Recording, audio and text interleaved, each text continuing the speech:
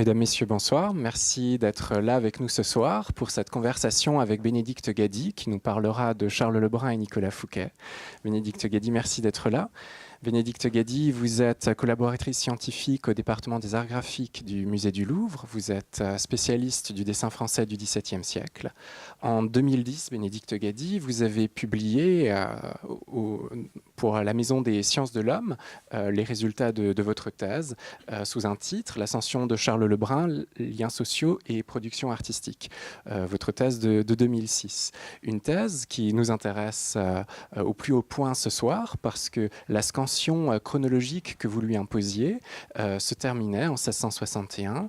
En tout cas, vous reveniez abondamment sur les premières années de Charles Lebrun, sur les raisons de son succès, sur son entrée dans le métier. Et alors que l'historiographie la plus classique, la seule monographie qui existait auparavant sur Charles Lebrun, qui datait de 1889, qui était d'Henri Jouin, effectivement valorisait bien davantage les 30 dernières années de la vie de Charles Lebrun qui correspondent à son apogée. Donc ce soir, avec vous, nous voudrions évoquer ces premières années jusqu'en 1661, jusqu'à la chute de Nicolas Fouquet, voir comment dans ces années s'explique le succès extraordinaire de ce peintre au corpus immense. Vos travaux s'étaient inscrits et s'inscrivent encore aujourd'hui, à la fois dans une actualité riche, on y reviendra en fin de conversation, avec une actualité d'exposition auquel vous vous rendrez certainement tous, mais une actualité au moment de vos recherches en 2006, qui était une actualité de la recherche, des grandes restaurations, évidemment. On pense à celle du pavillon de l'Aurore, à Sceaux, on pense à celle de la Grande Galerie à Versailles, de la Galerie d'Apollon, on pense à la publication du Corpus des dessins également. Voilà. Donc, pour cette conversation autour de Charles Lebrun et de Nicolas Fouquet, voilà, nous aimerions vous entendre sur ces premières années, sur les raisons de ce succès, sur ce que l'on connaît le moins bien finalement de Charles Lebrun et sur la place de Vaux-le-Vicomte dans la carrière de Charles Lebrun. Cher Victor, merci beaucoup pour cette présentation. Je vais vous parler de Charles Lebrun et de son rôle pour Nicolas Fouquet en essayant de détruire quelques mythes, si vous m'y autorisez. Et je voulais commencer en vous montrant que le mythe de Fouquet et le mythe de Vaux, au-delà même de Lebrun bien sûr, étaient toujours très actifs. Et je voulais vous annoncer une très mauvaise nouvelle, c'est qu'entre la conférence d'Alexandre Gady avant-hier, qui vous a parlé de l'architecture de Vaux, et ma conférence aujourd'hui, qui va vous parler, enfin notre conversation qui va aborder la question du décor peint et du grand décor aussi sculpté, pensé par Lebrun, il s'est passé un événement qui est la vente, donc juste hier, la vente de ce château, un peu curieux, vous reconnaîtrez sans vraiment reconnaître Vaux, de ce château, là vous reconnaîtrez mieux les côtés de Vaux, de ce château qu'on appelle Château Louis XIV et qui se trouve non pas en Chine, contrairement à ce qu'on pourrait penser, mais dans les Yvelines. L'annonce immobilière nous dit entre Versailles et Marly, et qui vient d'être vendu pour 300 millions d'euros, et qui donc est une sorte de copie inspirée de Vaux-le-Vicomte, qui montre quand même que Vaux-le-Vicomte fonctionne toujours. Alors c'est un peu surprenant parfois. Vous voyez la façade sur jardin, un tout petit peu transformé, il faut bien dire. Ce grand salon avec son dôme extraordinaire qui désormais est juché au-dessus d'un aquarium, dont pour nous faire la publicité, on a fait appel non pas à La Fontaine, ce qui pourtant aurait pu fonctionner au moins d'un point de vue aquatique, mais à Kim Kardashian, qui nous fait donc la publicité de ce nouveau château qui s'est du coup vendu extrêmement bien. Alors au-dessus de l'aquarium, on a le grand salon, et le grand salon dont vous savez tous, puisque j'ai l'impression que vous êtes tous des spécialistes ici, je reconnais énormément de visages familiers, ce grand salon dont vous savez que Lebrun n'a pas pu l'exécuter, n'a pas pu exécuter la peinture à cause de la chute de Nicolas Fouquet. À cause de la chute de Nicolas Fouquet dont vous connaissez tous la date par cœur. 1761. En septembre 61. Et donc désormais, dans les Yvelines, toujours, nous avons le grand salon avec un plafond sur lequel vous ne reconnaissez pas exactement le projet de Lebrun que nous allons étudier en détail. Je vous rassure, je ne vais pas faire toute la conversation, mais c'est tellement extraordinaire. Je viens de découvrir ces photos, donc je voulais vous en faire part. Et les spécialistes de peinture française du XVIIe, dont Arnaud Brejon, ici présent, reconnaîtront tout de suite les emprunts qui sont faits. Est-ce que j'ai le droit de me déplacer pour cette conversation? Qui sont faits à la coupole de Sceaux, ici ou là, la nature, mais aussi à Nicolas Poussin avec une bacchanale Richelieu. Enfin bon, on a vraiment une sorte de mélange tout à fait digne des grands... Et puis Kim Kardashian, en dessous à la fenêtre, qui continue à faire la publicité. Donc le mythe de Vaux, non pas vraiment le mythe de Lebrun malheureusement, mais le mythe de Vaux fonctionne encore à plein. Alors revenons au grand salon de Vaux, de ce château et de ce décor non achevé, et au rôle joué par Nicolas Fouquet dans le développement de la carrière de Charles Lebrun, si vous voulez bien. Merci Victor de me recadrer. Alors le rôle de Fouquet et le rôle de Vaux dans la carrière de Lebrun est absolument essentiel. Vous avez là à l'écran le portrait de Fouquet qui avait été exposé ici. La photo a été prise ici à la Monnaie en janvier à l'occasion de la célébration de l'anniversaire de la mort de Fouquet. De la naissance de Nicolas. De la naissance, pardon.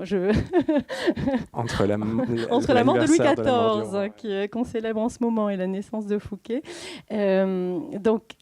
Photo prise ici, et à droite vous avez le très célèbre portrait de Lebrun par l'Argilière qui est au Louvre. Le rôle de Fouquet dans la carrière de Lebrun est absolument essentiel. Non pas exact, et le rôle de Vaux dans la carrière de Lebrun est essentiel, non pas sur le mode de la découverte. Ça fait partie des mythes qu'il faut évidemment abandonner. Ce n'est pas du tout Fouquet qui a découvert Charles Lebrun. Comme pour le Nôtre, comme pour le Vaux, comme Alexandre Bédi le faisait remarquer. Voilà, la triade fonctionne sur le même mode. Ce sont 3 artistes qui travaillaient pour le roi auparavant, et ce sont 3 artistes qui avaient déjà fait leurs preuves.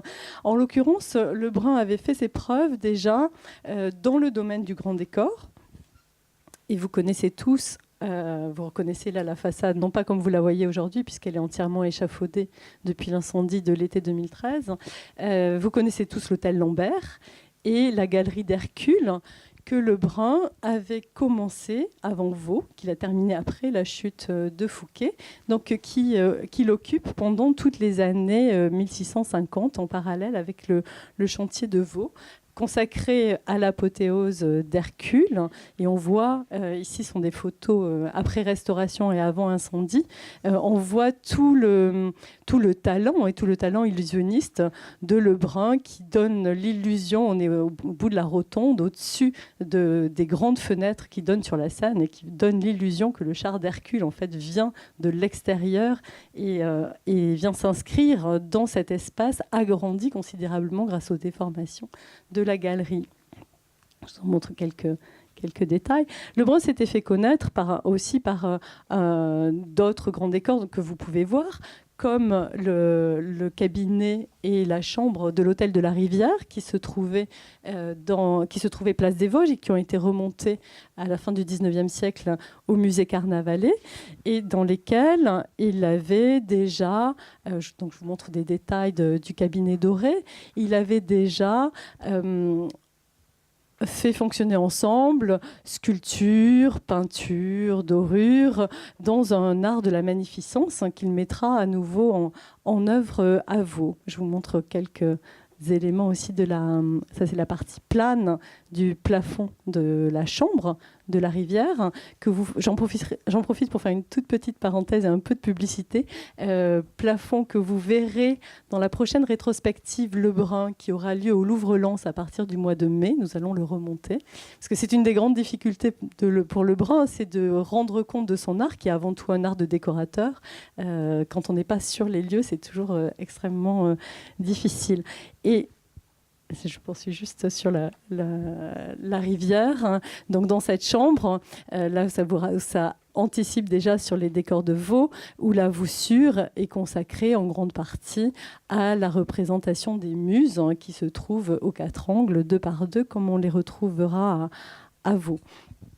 Le Brun donc est un grand décorateur dans le domaine civil, dans le domaine religieux, et il a déjà fait ses preuves aussi au Louvre. Alors parfois, ses projets n'ont pas été retenus.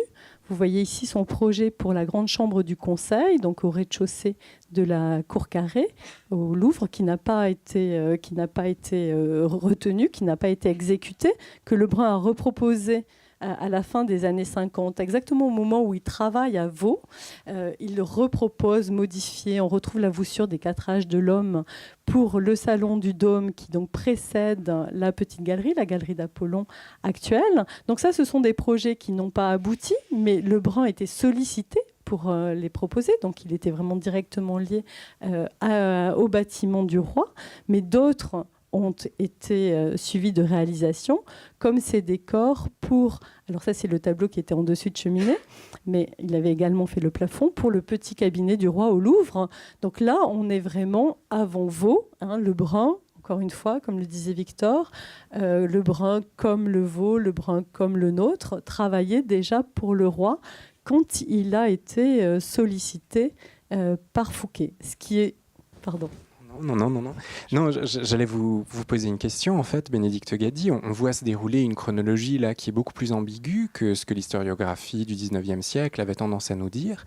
Et la question qui s'impose entre ce Lebrun, qui est déjà très actif pour la Maison du Roi, concomitamment au grand chantier de Vaux, la question est de savoir comment le fils d'un sculpteur assez modeste, Nicolas Lebrun, de la maîtrise, quels sont les réseaux de sociabilité, les réseaux d'affluence, quelles sont les raisons qui font que, eh bien voilà, relativement jeune déjà, il obtient des chantiers aussi faramineux.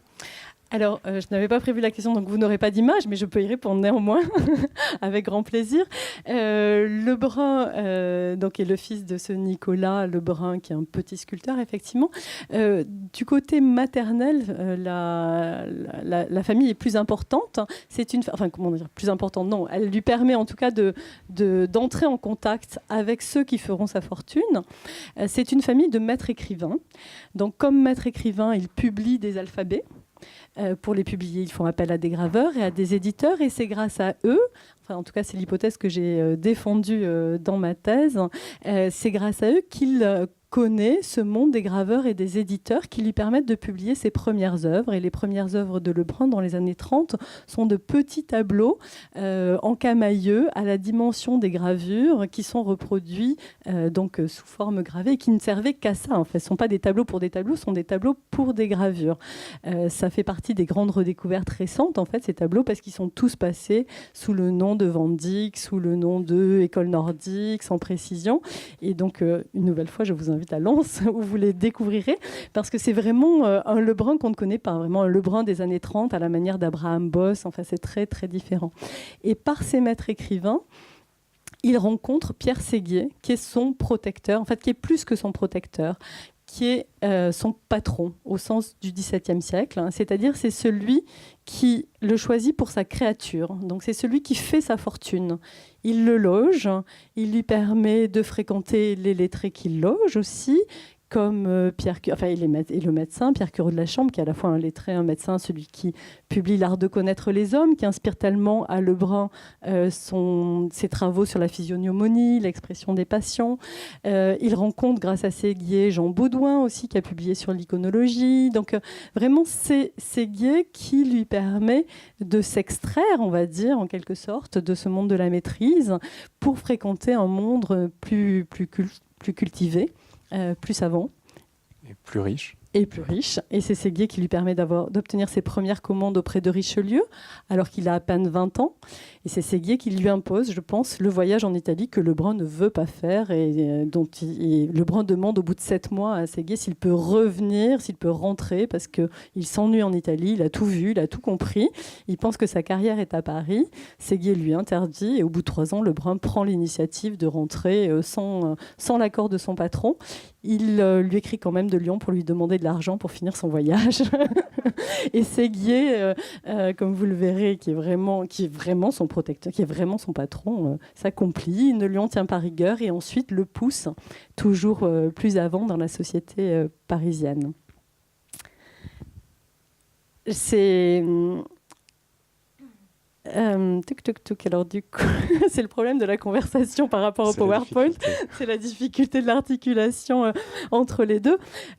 Séguier a poussé Lebrun auprès de Richelieu. Séguier a aussi poussé Lebrun auprès du roi. Et c'est lui qui avait suggéré à Lebrun de proposer ces dessins que je vous ai montrés pour la Chambre du Conseil et pour le Salon du Dôme. Donc Lebrun travaille vraiment pour le roi dans les années 1660. Ici, je vous ai mis une gravure de l'obélisque de la place Dauphine qui a été exécutée sur les dessins de Lebrun pour l'entrée royale de Louis XIV et de Marie-Thérèse en 1660. Alors, comment est-ce que Lebrun est passé de Fouquet à Colbert, puis au roi, avec l'entremise de Colbert ici, puis au roi. C'est une question qu'on me pose fréquemment, en fait. Pourquoi est-ce que... Pardon, c'est une photo avant restauration, c'est une catastrophe. Je vais passer tout de suite à Fouquet, à Séguier. Pardon. Une question qu'on me pose assez fréquemment, c'est pourquoi est-ce que Lebrun n'a pas subi les foudres, on va dire, du roi et n'a pas pâti de son travail auprès de Fouquet au moment de la chute en 1661. Moi, il me semble que la réponse doit se faire en deux temps. En fait, il y a deux arguments principaux. Le premier, c'est que Fouquet n'est pas le protecteur de Lebrun, c'est simplement un commanditaire. Hein. Donc, ce n'est pas lui qui a fait Lebrun. Encore une fois, Lebrun travaillait auparavant pour le roi. Donc, il n'y a pas de raison qu'il ait à pâtir d'avoir simplement répondu à une commande. Lebrun est vraiment la créature de Séguier et Séguier, lui, se maintient sans difficulté. Enfin, il est en partie la cause de la chute de Fouquet. Je pense que vous l'avez vu au cours des... On l'a vu avec Jean-Christian Petit-Fils, oui. Voilà. Il a dû vous citer cette fameuse boutade de Séguier que je trouve magnifique, qui reprochait à Fouquet d'avoir voulu devenir garde des Sceaux. Et Séguier, encore une fois, est le chancelier de France, donc c'est lui qui est garde des Sceaux, mais on pouvait distinguer en fait la garde des Sceaux de la charge de chancelier. Et Séguier aurait dit au moment de la chute, il a voulu les Sceaux, il a eu les scellés. Que je trouve assez joli. Et donc Séguier organise tout ça vraiment très tranquillement. Juste avant la chute de Fouquet, il suggère à Lebrun de prendre Colbert comme protecteur de l'Académie. Donc vraiment, il y a pas de problème. Vraiment, le patron de Lebrun, c'est Séguier, ça n'est absolument pas Fouquet. Même si Lebrun travaille pour Fouquet de 1657 à 1661, au moment de la chute. Ça, c'est l'argument principal. Et le second argument, me semble-t-il, c'est qu'il ne faut pas projeter sur le XVIIe siècle nos hiérarchies symboliques actuelles et qu'un peintre au XVIIe siècle, fût-il Lebrun, n'est qu'un peintre. Et donc, il n'a pas de raison de pâtir de ces difficultés financières, on va dire, ou symboliques qui sont liées à Fouquet. Très clairement, les artistes qui ont eu à rendre des comptes après la chute de Fouquet étaient des créatures de Fouquet. Et travaillaient comme commis pour Fouquet et géraient ses affaires. Enfin voilà, ça n'est pas au titre... Paul Pélisson a été embêté, non pas à cause de ses écrits, mais à cause de son rôle. Voilà, Francesco Bertinetti de même, hein, comme Béatrice Coulary l'avait remarqué, qui était amené à gérer des affaires de Nicolas Fouquet, comme François Watteau avait pu le faire.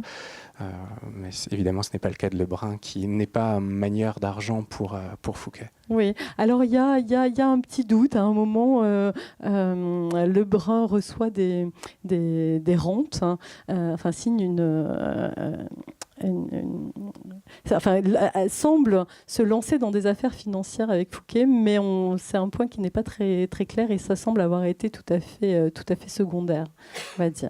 Mais donc, effectivement, il n'a pas du tout ce rôle que vous signalez, Victor. Alors, peut-être l'autre critère, l'autre explication, c'est peut-être sur le contour de l'œuvre de Charles Lebrun à Vaux-le-Vicomte, la question de sa participation, la question des décors, c'est une question sur laquelle on reviendra sans doute après, mais la question des décors qui lui sont attribués, du rôle de l'atelier, de la formation, de l'activité de l'atelier de Charles Lebrun à Vaux-le-Vicomte, c'est peut-être également une autre des raisons qui font que son lien auprès de Nicolas Fouquet en tant qu'artiste imminent auprès de Nicolas Fouquet a peut-être été moins exacerbé du point de vue des contemporains. Mais c'est peut-être une question sur laquelle vous voulez revenir un petit peu plus tard. Non, c'est parfait. La question on touche là encore à un des mythes. Donc il y a le mythe de Fouquet qui découvre Lebrun. Il y a aussi le mythe d'un Lebrun qui dirige tout à Vaux-le-Vicomte, qui dirige tous les décors, aussi bien du château que des fêtes, qui dirige la manufacture de Mincy. En réalité, le rôle de Lebrun est essentiel à Vaux-le-Vicomte, et je ne vais pas vous dire le contraire, soyons bien clairs. Il est essentiel, mais il est circonscrit. Et pour mon travail de thèse, j'ai brassé toutes les archives afférentes au règlement des travaux divers et variés qui ont été faits pour le château, les archives liées au procès aussi. Et on se rend compte, en confrontant tout ça, qu'en réalité, le rôle de Lebrun est à la fois très général et très circonscrit. Alors, je vais m'expliquer parce que là, c'est un peu flou. Il a la charge, c'est ma thèse, vous pourrez la contredire à la fin dans le cadre des questions, et pour le moment je vais la défendre jusqu'au bout. Il a la charge de diriger toutes les décorations, donc peinture, sculpture, menuiserie, qui concernent les grands appartements d'apparat du rez-de-chaussée. Pour le reste, et les fêtes. C'est lui qui donne l'initiative, les inventions pour tout cela. Dans ce cadre-là, c'est lui qui rémunère les artistes. Ceux qui travaillent la figure sont rémunérés directement par lui sur ses deniers. En général, ils lui sont attachés par des contrats soit d'apprentissage, soit d'allouage, soit de compagnonnage, etc. Il rémunère tous les artistes qui travaillent dans d'autres domaines, à savoir la peinture de paysage, la peinture animalière, la sculpture, la menuiserie. Il les rémunère sur les deniers de Fouquet. Donc on a vraiment une distinction, alors c'est un peu technique, je m'en excuse, mais on a vraiment une distinction, enfin c'est rien par rapport à Daniel Dessert, j'imagine. Oui, ou même à l'organisation d'un chantier contemporain entre la maîtrise d'œuvre et la maîtrise d'ouvrage. Il a la double casquette à un certain moment en fait. Exactement, donc il y a vraiment une hiérarchie, une distinction très claire entre donc, les artistes qui rémunèrent lui-même, les artistes... mais alors ça a une incidence, parce que par exemple, on savait par les registres paroissiaux qu'un certain Philippe Lallemand se trouvait à Vaux.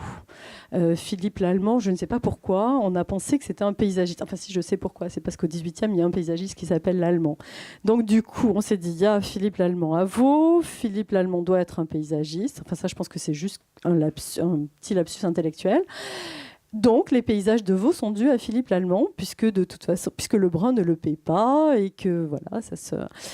En réalité, j'ai découvert le contrat d'apprentissage de Philippe Lallemand, qui est auprès de Lebrun, à partir de 1658, qui du coup n'est pas payé puisqu'il est apprenti. Il est payé comme... Enfin, il y a un échange de services, on va dire, comme apprenti. Il n'y a aucune raison que sur les deniers de Fouquet, ils reçoivent une rétribution, on est bien d'accord. Et ce Philippe Lallemand est un peintre de figure. Et il est reçu à l'Académie avec un portrait de Charles Perrault et un portrait de Gédéon Barbier-Dumès. Donc il y a vraiment les peintres qui sont attachés à Lebrun et qui peignent dans la même spécialité que la sienne. Les peintres qui ont d'autres domaines d'excellence, ce qu'on appelait au XVIIe siècle les talents particuliers, Et puis, les artistes, sculpteurs, menuisiers, artistes artisans, hein, donc peintres d'horreur, peintres de grosses peintures aussi, qui, eux, sont rémunérés sur visa de Lebrun, mais sur les deniers du chancelier. Et on ne possède de quittance donnée à Lebrun au nom du chancelier que pour les appartements du rez-de-chaussée. D'accord ? Pour le reste, on peut avoir éventuellement un dessin de Lebrun, mais il ne vise jamais les paiements. Donc on peut imaginer, c'est ce que je voudrais vous montrer en image, mais le rythme du discours et le rythme des images voilà, fluctuent. Dans ces cas-là, même si on a un dessin de Lebrun, ça n'est pas dans le cadre d'une tutelle ni financière ni juridique. Hein. C'est vraisemblablement dans le cadre plus informel d'une discussion, d'une suggestion. Donc on a vraiment deux niveaux très différents de En fait, si l'on replace tout ça dans une logique contemporaine, c'est en quelque sorte comme si Charles Lebrun, par rapport aux autres peintres de figure, occupait une position de maître d'œuvre et qu'il sous-traitait à d'autres artistes de sa même spécialité, et en les rémunérant lui directement sur ses propres deniers, ce qui est logique dans le cadre. Et pour les autres artistes, c'est comme s'il était un des personnages de la maîtrise d'ouvrage à la tête de laquelle se situe Nicolas Fouquet, et qu'il rétribuait sur les deniers de Nicolas Fouquet tous les autres types d'ouvrages. Oui, c'est ça. C'est exactement ça.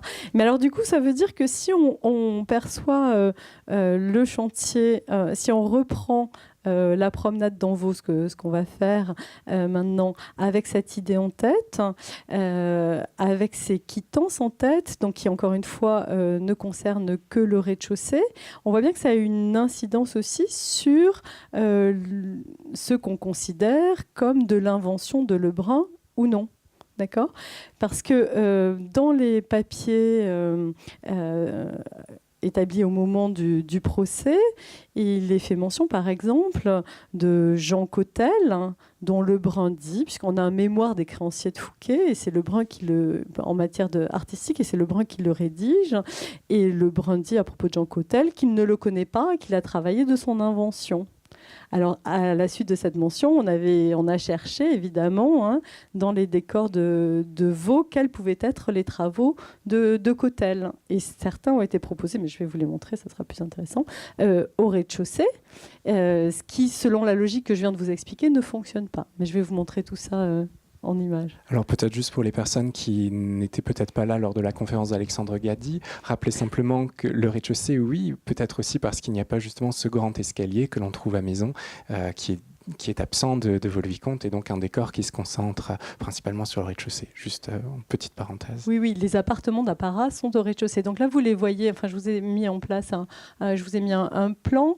Alors peut-être qu'Alexandre a expliqué tout ça avant-hier, mais certains n'étaient pas là. Donc en un, vous avez le vestibule qui donne accès en deux au grand salon, qui est donc le cœur du château. C'est vraiment un château de plein pied. Ce sont les appartements de commodité qui sont à l'étage et les appartements de réception au rez-de-chaussée. À droite, sur l'écran, vous avez l'appartement dit de Fouquet, avec en 6 l'antichambre d'Hercule qu'on va voir, en 7 la chambre des Muses, en 8 le cabinet des jeux pour les pièces principales. Et à gauche, vous avez l'appartement qu'on appelle toujours appartement du roi. Ça, c'est un point qui reste à éclaircir. Sur les actes jusqu'en 1661, on l'appelle appartement de Stuc. Donc, je ne sais pas si ça n'est pas une projection que nous faisons sur cet appartement de le désigner comme un appartement du roi. Enfin, toujours est-il qu'on a exactement la même disposition. En 3, une antichambre. En 4, la chambre dite de Stuc. Et en 5, un petit cabinet. À l'époque de Fouquet, en 60-61, plus exactement en 16, vous avez la salle à manger. Donc là, vous voyez sur ce plan, c'est devenu une chambre, on voit le lit. Donc en 16, la salle à manger, qui est une pièce tout à fait rare pour l'époque. Et en 15, le buffet. Voilà. Pour les pièces principales. Alors le cœur, c'était bien évidemment, enfin c'est toujours d'ailleurs, mais sous l'angle de Lebrun, c'était. Le cœur, c'est bien évidemment le grand salon, salon à l'italienne au sens strict, c'est-à-dire sur 2 niveaux, sommet de cette immense coupole, pour lequel Lebrun donne des dessins Comme vous le voyez, donc ça c'est un dessin qui se trouve à Stockholm. Vous voyez que ça c'est un dessin de réflexion en réalité, pas un dessin donné au sculpteur. Vous voyez que Lebrun cherche avant tout des attitudes. Il cherche à varier, il cherche à harmoniser et à varier. Ce sont les maîtres mots avec celui de hiérarchie, mais qui là très précisément dans ce cas-là ne s'applique pas. Il cherche donc à varier les attitudes et les dessins qu'il donne aux sculpteurs. Alors pour le Grand Salon, on ne les connaît pas, mais on peut extrapoler sur ce qu'on connaît à Versailles. Les dessins qu'il donne aux sculpteurs sont toujours des petits dessins à charge pour les sculpteurs ensuite de transposer en 3 dimensions ce qui n'était qu'un croquis, et encore une fois, qui n'avait pour but que de fixer, que de suggérer une attitude, que d'harmoniser un ensemble dû à plusieurs artistes et que de fixer une iconographie. Mais Françoise de la Mouraire et Bénédicte Garnier étant dans la salle, je n'ose pas trop me prononcer sur ces questions de sculpture. Toujours est-il que Lebrun donne... le débat fait rage pour savoir qui exécute, mais peut-être on en parlera plus tard et peut-être nous proposeront-elles leurs attributions. Mais l'invention, encore une fois, le premier jet de ces termes qui représentent les mois. La première invention est due à Lebrun. Alors au plafond, je vous montre des détails pris sur les échafaudages il y a quelques années. Donc, comme ça, vous pouvez voir de près ses œuvres. Et au plafond, Lebrun avait prévu ce qui devait être son grand œuvre, que je vous présente ici à travers une estampe d'Audran. Enfin, en réalité, à travers 4 estampes, comme vous voyez, ces 4 tirages qu'il fallait découper et recomposer pour retrouver le Grand Salon. Dans une version ici qui suit la chute de Fouquet, évidemment au centre. Pardon, Victor, ça représente le palais du soleil. Donc vous voyez le soleil. Est-ce que si je bouge? Non, on ne voit rien. Vous voyez le soleil qui suggère de couronner un nouvel astre. Donc vous voyez au centre de la composition les 3 fleurs de lys royales. Évidemment, dans le projet de Lebrun pour Fouquet, que nous connaissons par un dessin du Louvre on devine à peine au centre. Ce qui était prévu et qu'on connaît aussi par les descriptions, ce qui était prévu au centre, c'était un écureuil, bien entendu, et non pas 3 fleurs de lys. C'est parce que les gravures ont été faites postérieurement qu'il y a eu substitution de cet élément héraldique.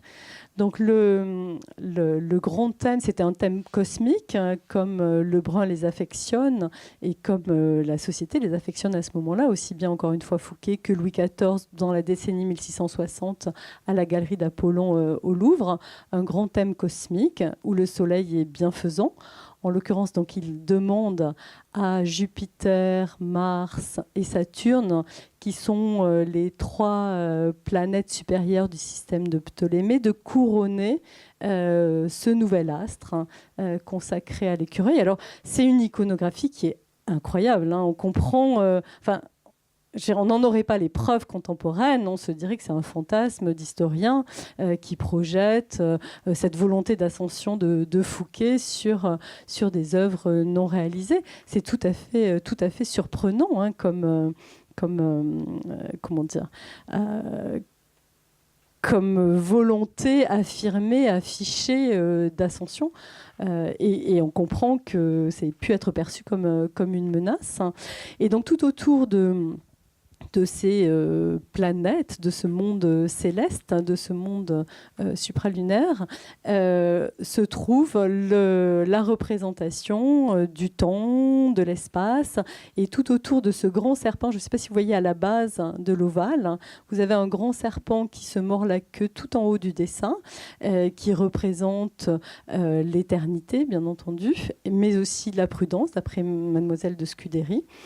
Tout autour au-dessus de ce grand serpent sont figurées les 4 saisons de l'année. Mais peut-être... nous plongeons-nous dans la clé de Mademoiselle de Scudéry pour voir ce qu'elle nous en disait. Mais enfin, pour vous expliquer le sens caché de toutes ces peintures, j'ai à vous dire que le soleil représente Cléonyme, entre parenthèses Fouquet bien entendu, qui, selon l'étendue de ses grands emplois, fait tout, lui partout, fait du bien à tout et travaille continuellement pour l'utilité et l'embellissement de l'univers. Par les 4 saisons de l'année, Méléandre, entre parenthèses le brun, a prétendu représenter les divers états de l'Étrurie qui paie des tributs et donne à Cléonyme, toujours Fouquet bien sûr, l'avantage de recevoir tout et de rendre tout parce qu'il a la disposition des trésors du prince. Cet astre nouveau, qui est en haut du ciel, montre qu'il n'y a rien de plus élevé que la gloire de Cléonyme, et ce serpent lumineux, dont j'ai déjà parlé, marque la prudence de ce héros, de sorte que les peintures de ce superbe salon satisfont ensemble et les yeux et la raison.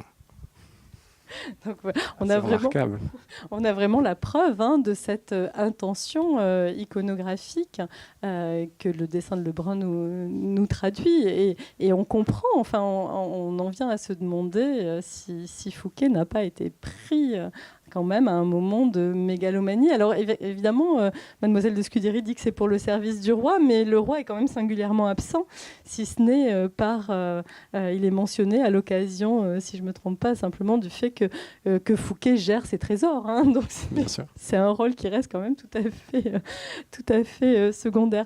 Alors ce projet donc, qui est assez différent de celui de Château Louis XIV que vous avez vu au début, vous avez noté toute la nuance. On dispose pour le connaître donc de l'état final, on va dire, traduit par, l'état projeté final traduit par la gravure, le premier grand dessin d'ensemble qui devait être un dessin de présentation, et puis de toute une série d'études qui sont conservées au département des arts graphiques du musée du Louvre, dont le fonds Lebrun, puisque l'ensemble du fonds de dessin de Lebrun a été saisi à son décès, donc les 3000 dessins de Charles Lebrun qui était dans ses ateliers en 1690 se trouve au musée du Louvre. Et donc vous voyez comment Lebrun recherche sa composition. C'est vraiment la pensée de la main, c'est vraiment l'intelligence de la main. On voit qu'il cherche le fonctionnement des groupes, le rythme des groupes, plutôt que l'étude d'une figure très, très précise. Donc ici, vous avez la recherche pour l'automne.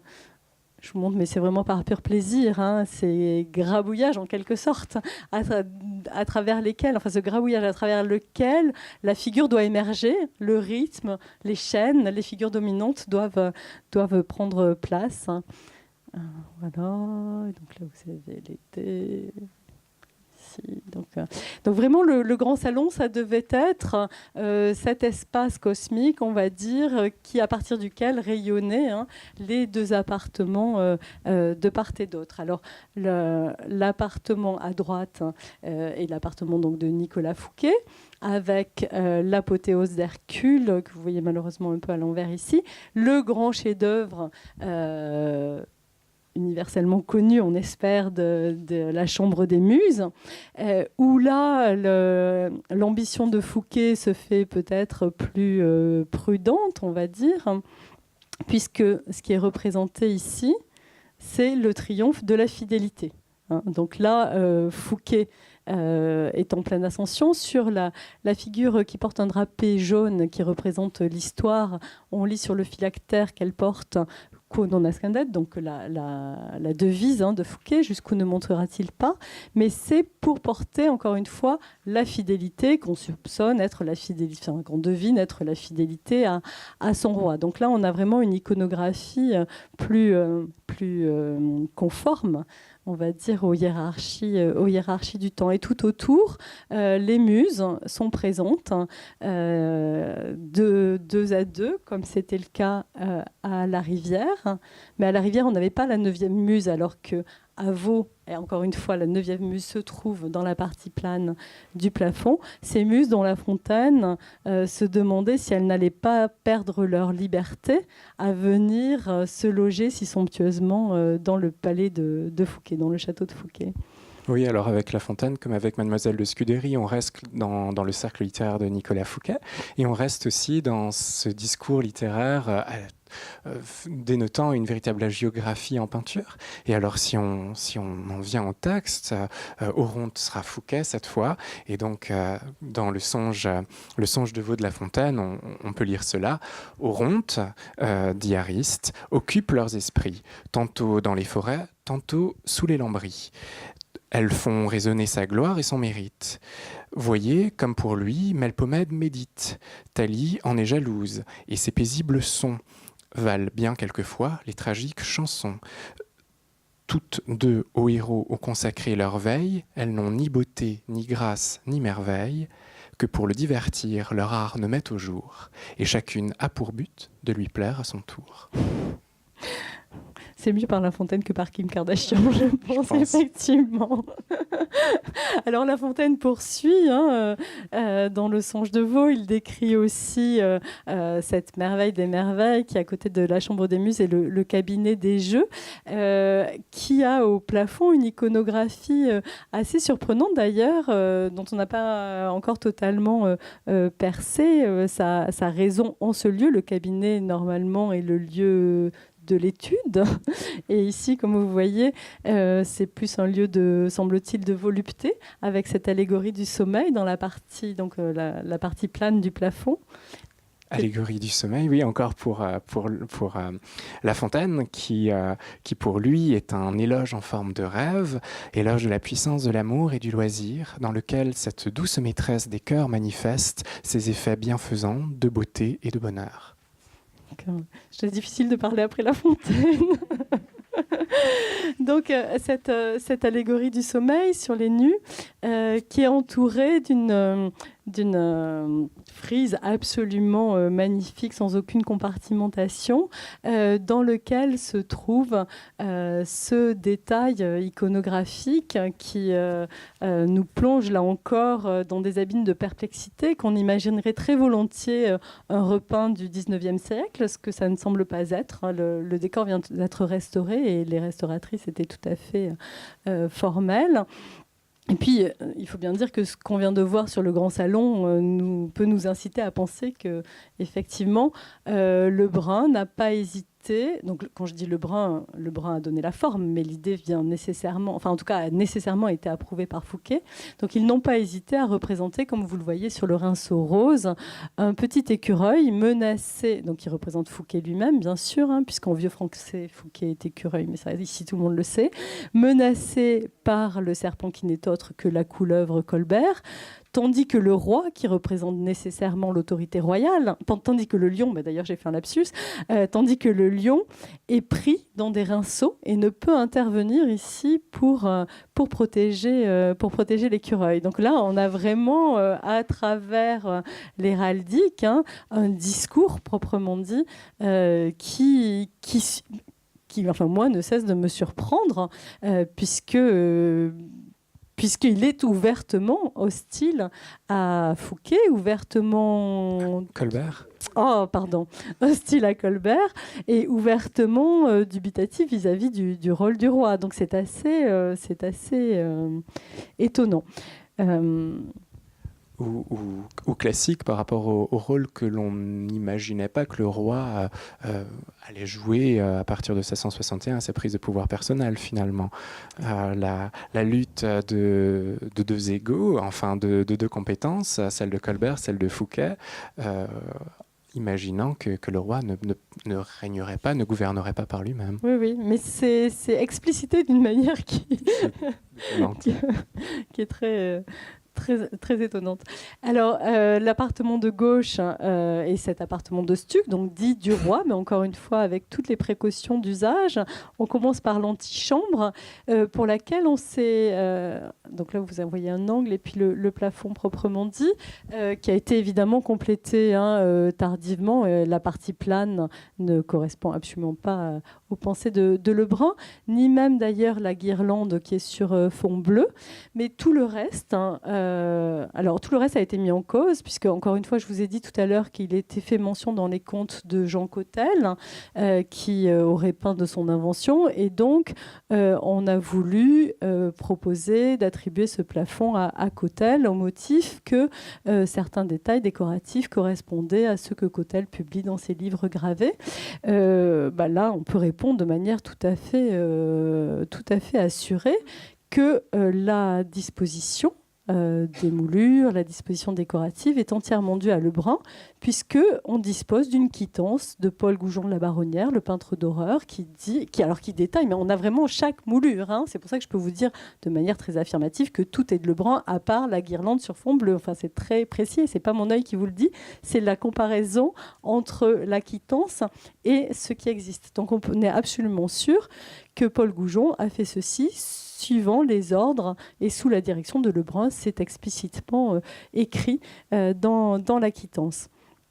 Donc, antichambre de l'appartement de Stuc, chambre donc, de l'appartement de Stuc toujours, avec ces fameuses victoires ou renommées qui prennent place sur chaque massif d'angle et qui soutiennent la partie centrale très reprise, mais sur une idée de Lebrun, sur un thème très classique, du temps enlevant la vérité, enfin, révélant la vérité. Sur ce décor-là, il n'y a pas eu de remise en cause du rôle de Lebrun. On a toujours des doutes sur la répartition du travail des sculpteurs entre Nicolas Legendre et François Girardon, mais le rôle de Lebrun n'a pas été remis en cause, notamment parce qu'on a des dessins pour ces victoires. Plus débattue était la question du petit cabinet qui fait suite, dans la troisième pièce de cet appartement de parade, où de nouveau on a voulu proposer une attribution à Jean Cottel, toujours selon le même critère. Aussi, sans doute, parce que ce cabinet n'ayant pas été terminé, les quittances de Paul Goujon de la Baronnière dit qu'il n'a pas fini de le dorer. Ce cabinet n'ayant pas été terminé, il a été transformé, il se présente aujourd'hui sous un aspect esthétique qui est assez différent, avec ce fond bleu, ces stucs restés blancs, mais il était clairement prévu que les stucs soient dorés, et donc il devait vraiment faire partie de la succession de l'appartement de Stuc sur les pensées de Lebrun. Et puis sur le retour, là, je vous avais parlé de la salle à manger. Donc vous voyez ici, alors vous voyez l'hiver en bas, et au centre à l'envers, la paix ramenant l'abondance. Donc c'est une allusion au bénéfice qu'on attend du mariage du roi et de la signature de la paix des Pyrénées, puisque le roi passe à Vaud en descendant à Saint-Jean-de-Luz pour se marier. Et derrière, le buffet avec ses paysages autrefois attribués à tort, je vous l'ai dit, à l'allemand, par confusion avec Jean-Baptiste, et que vous voyez ici. Donc, il me semble, encore une fois, que Lebrun agit véritablement en concepteur de toute cette partie basse du château. Que si on veut chercher la pensée de Cottel quelque part, il faut bien davantage la chercher à l'étage et dans cette chambre, notamment de l'appartement de commodité de Fouquet, où on a un Apollon éclairant le monde. Et vous voyez que les types... alors, attendez que je vous montre ici, par exemple. Ces sortes de figures de grotesques, ces grands enroulements qui sont tout à fait différents de ceux du répertoire de Charles Lebrun. Si on compare avec donc le cabinet de l'appartement de Stuc, on peut au contraire là retrouver des figures de sphinges, des figures de griffons qui correspondent tout à fait au répertoire de Lebrun tel qu'on le connaît. Par exemple, ici, vous avez un projet pour la chambre du roi aux Tuileries. Et vous voyez encore une fois que c'est la manière dont cet appartement se présente aujourd'hui. C'est une mauvaise compréhension des pièces d'archives qui a suscité cette attribution, me semble-t-il, à Cottel, plus que l'œuvre en elle-même. Alors si on sort de l'appartement stricto sensu, le rôle de Lebrun... Lebrun peut intervenir en donnant des idées à des artistes, comme par exemple à Michel Anguier pour le fronton de la façade sur cour. Donc vous voyez ici un dessin de la main de Charles Lebrun, mais il n'intervient pas du tout dans le contrôle artistique, dans le règlement financier. Donc on a vraiment un type de collaboration qui fait une part beaucoup moins forte à l'assujettissement. Donc on a vraiment des rapports de subordination très, très différents. Lebrun, on le sait, mais là je ne peux pas vous montrer d'image, a un rôle tout à fait premier dans les décors des fêtes. Ça, on en a aussi tout à fait la certitude. Alors, pour la question de Mincy et de la manufacture de tapisserie, là aussi, il faut revenir sur d'anciens mythes. On lit toujours que Lebrun a dirigé Mincy. Donc Mincy, c'est une manufacture que Fouquet avait créée en 1658 et qui avait reçu en 1660 des lettres patentes, l'établissement comme manufacture de haute lisse privilégiée. Si on a considéré que Lebrun était le directeur de Mincy, c'est évidemment, encore une fois... Compte tenu de son rôle ultérieur auprès de Louis XIV pour les Gobelins, on aurait pu d'ailleurs, en introduction, on aurait dû même... rappeler les expositions de la Galerie des Gobelins, les expositions des cartons de tapisserie dont un des auteurs est ici dans la salle. Dont l'initiateur même. Là, on peut revenir sur la question de l'initiative. Donc, à Mincy, à cause des Gobelins, encore une fois, on a considéré que Lebrun avait la direction. En réalité, les pièces d'archives, là encore. Donc vous voyez ici, le petit signe rouge sur Google Maps, c'est la manufacture, c'est l'emplacement de l'ancienne manufacture. Et donc vous voyez qu'elle est vraiment située strictement aux portes du parc du château. Et ici, je vous en ai mis une image. Donc Lebrun est bien le directeur des peintures qui se font pour la manufacture. Donc c'est lui qui donne les modèles, très clairement. Il donne, alors quand on dit qu'il donne les modèles, ça veut dire qu'il donne un petit dessin et qu'ensuite on fait un petit modèle, des grands cartons et pour finir les tapisseries elles-mêmes. Mais en revanche, il n'a pas du tout la direction, on va dire, administrative de la manufacture comme il l'aura ensuite au Gobelin. À Mincy, c'est Jean Valdor, qui est encore une de ces figures absolument fantastiques du XVIIe siècle, un homme qui sait tout faire, qui est à la fois graveur, logé aux Galeries du Louvre à ce titre, mais aussi entrepreneur de tapisserie, mais aussi diplomate. Enfin, vraiment, c'est ces figures absolument extraordinaires. Et donc, c'est bien Jean Valdor qui est le directeur administratif et financier de cette manufacture. Et c'est lui qui est chargé d'organiser tout le fonctionnement de cette manufacture. Lebrun n'en donne que les modèles, entre guillemets.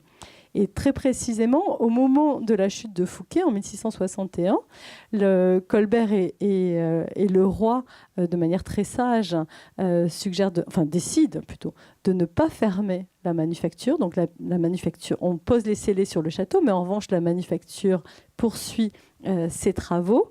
Et ce n'est qu'un an plus tard, après l'achat des Gobelins, que se fait le transfert des métiers. Et précisément, c'est Valdor qui est payé pour les travaux qu'il fait faire à Mincy jusqu'en juin 62 et pour les travaux qu'il fait faire au Gobelin à partir de juin 62. Donc là, on a vraiment une chronologie tout à fait précise et une certitude quant à la répartition des tâches tout à fait assurée. Donc, Lebrun donne les petits modèles qu'ensuite on transforme. Alors évidemment, vous avez noté pour cette portière des renommées, que dans le projet de Lebrun, on avait un écureuil. Et dans la version finale ici, enfin dans une des portières, on a ici les armes royales, puisque évidemment, mais ça encore une fois, Arnaud Brejon, qui était mentionné tout à l'heure, en parlerait mieux que moi, ces modèles ont été repris ensuite au Gobelin. Vous voyez ici la denture du char de triomphe. Parlerait-on de l'écureuil et de la couleuvre ? Parlerait-on de l'écureuil et de la couleuvre ? Oui, on en a un peu parlé de l'écureuil et de la couleuvre, peut-être. Je voulais vous montrer des choses qui se font juste pour finir sur cette magnifique touche, hein, puisque ce sont des œuvres que vous ne pouvez pas voir en ce moment au Louvre, hein, puisque les salles 17e sont en travaux, que vous ne pourrez pas voir à Lens dans la rétrospective Lebrun parce qu'elles sont trop grandes et qu'on ne peut pas les déplacer, mais que vous pourrez redécouvrir au Louvre à partir du mois de juin normalement, qui sont les cartons de tapisserie pour la tenture de Méléagre. Donc ici, vous avez la chasse de Méléagre et là, la mort de Méléagre. Je vous ai mis une photo pendant qu'on les déplaçait pour les travaux pour vous donner une idée de l'échelle, hein. Lebrun, c'est vraiment l'artiste du grand format, hein. Ça, je pense qu'on l'aura compris. C'est aussi, on en a peu parlé ici, on a parlé de son invention, on a parlé de son génie d'organisation, etc. Mais c'est aussi l'artiste de la touche. Alors, je vous ai montré un détail d'un chien. Il a fait une partie des animaux dans la tenture de Méléagre. Il n'a pas fait les paysages, hein, qui sont dus à François Belin, qui a travaillé aussi pour les décors de veau. Donc on retrouve toujours cette même équipe, hein. Il sait parfaitement, ça fait partie de son génie, non seulement il sait parfaitement peindre, hein, manier le pinceau avec une saveur, une gourmandise presque, tout à fait admirable, mais il sait aussi déléguer à des artistes spécialistes, hein, et créer cette unité, on va dire, de style, hein, cette cohérence du style qui explique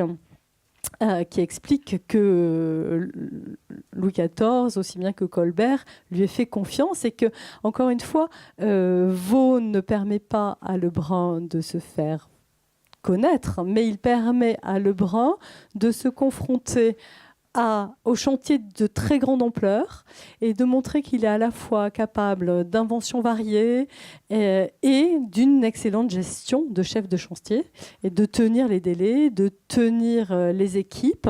Et c'est vraiment là qu'il fait cette preuve, hein, qui lui vaut le succès auprès de Louis XIV, puisque le premier peintre du roi, c'est celui qui doit diriger toutes les décorations des maisons royales. Ça ne veut pas dire que c'est le premier peintre du roi, ce n'est pas nécessairement le plus grand peintre de la période. C'est pas ça que ça veut dire. Ça veut dire que c'est lui qui a la direction des décorations des maisons royales.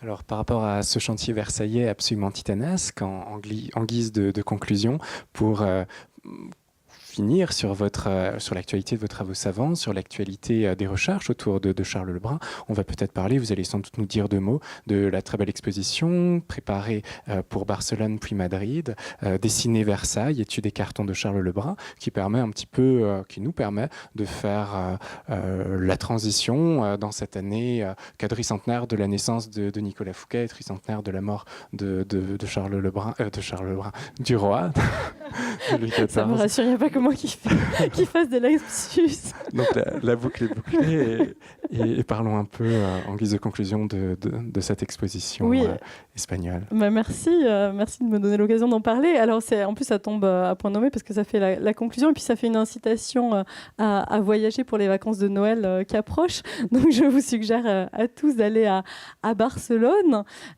où jusqu'à mi-février et puis ensuite à Madrid à partir de mi-mars. Vous pourrez voir une exposition qui est entièrement consacrée aux cartons de Lebrun pour les grands décors versaillais, en l'occurrence pour l'escalier des ambassadeurs et la galerie des glaces. Puisque j'ai évoqué tout à l'heure le fait que l'ensemble des dessins de Lebrun avait été saisi à sa mort en 1690. Parmi ces dessins, il y a un fond de carton, c'est-à-dire donc ces dessins à échelle d'exécution qui servaient physiquement, matériellement pour le transfert des contours sur les parois. Et donc, c'est des œuvres que normalement on jetait, mais là, grâce à cette saisie royale, ces œuvres se sont retrouvées dans les collections du roi. Et puis, donc aujourd'hui, les collections qui sont conservées au Louvre. Et donc, on a 350 de ces cartons. C'est vraiment une chose absolument fascinante. On a même ce qu'on appelle des poncifs. On conserve même ce qu'on appelle des poncifs, qui sont ces feuilles entièrement vierges qu'on plaçait derrière des cartons et qu'on trouait en même temps et qui servait ensuite pour reporter toute une série de petits points sur les parois, simplement en frottant de la poutre de charbon. Et le terme de poncif qu'on emploie tous aujourd'hui vient de là, en fait. C'est un guide qu'on reproduit comme ça, sans réfléchir, à l'identique. Et donc, vous pouvez voir à Barcelone jusqu'à des poncifs. C'est une chose qu'on n'oserait pas exposer autrement que dans le cadre vraiment d'un propos sur les cartons. Vous voyez ces poncifs qui sont ces pages vierges qui sont éclairées par l'arrière et tout d'un coup apparaît un ange, une succession de cavaliers qui prennent une ville. Donc vraiment, c'est tout à fait monumental. Ces cartons font parfois 3 mètres sur 2. Donc vous avez 2 grandes pièces consacrées, l'une à l'escalier des ambassadeurs, l'autre à la galerie des glaces, qui vous permettent de voir ces décors, l'un disparu, l'autre difficile à voir tellement il y a du monde. Vous voyez ces décors là, tout d'un coup, grandeur nature, en noir et blanc. C'est vraiment tout à fait spectaculaire. Donc cette exposition dessinée Versailles, études et cartons de Charles Lebrun sera à Barcelone jusqu'au 14 février, puis à Madrid, oui. C'est cela. Donc on essaiera d'y aller. C'est ça, vous pouvez aller aux deux, puisque ce ne sont pas les mêmes œuvres qui sont présentées. C'est le même projet, mais comme ce sont des œuvres sur papier, on ne peut pas les exposer plus de 3 mois. Donc on respecte la règle qu'on impose aux autres. Et donc vous avez tout un jeu de carton présenté à Barcelone, et puis ensuite tout un autre jeu de carton. Dieu merci, les décors sont symétriques, donc c'est assez facile à concevoir. Tout un autre jeu de carton qui sera présenté à Madrid. Bien, merci beaucoup Bénédicte Gady pour cette conversation tout à fait passionnante sur Charles Lebrun. Merci Victor, merci de votre attention.